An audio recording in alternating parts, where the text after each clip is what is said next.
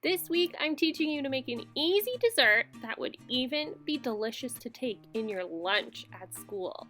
You will need a box of cake mix, some oil, chocolate chips, some sort of milk, an egg, and Smarties or other kinds of sprinkles and things that you can add in as an option.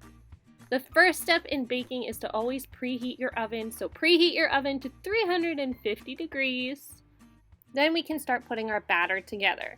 So add your cake mix right into your bowl. I'm using chocolate because that's what I had at home in my cupboard.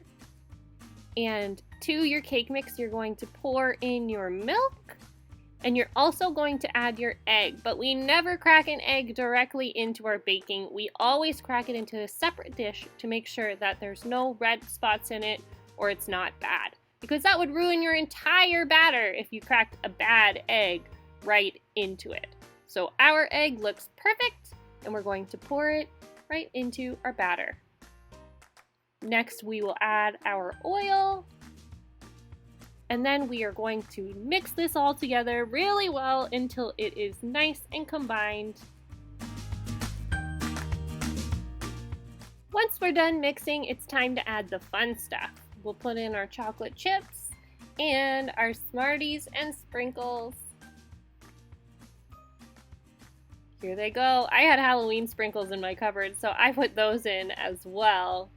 And just stir it all together until they are incorporated all the way through the dough. And now it's time for us to put them into our pan. I have older pans at my house, so I like to line them with parchment paper instead of just greasing them, but you ask your parents what the best thing to do for your pans is. I decided that I wanted my cake bars to be a little thicker, so I chose this small square pan. But if you would like them to be thinner, you could pick a different size pan as well. There are lots of yummy treats inside of this batter, and I know you could probably buy brownies or cake bars from the store, but they taste so much better when you bake them at home.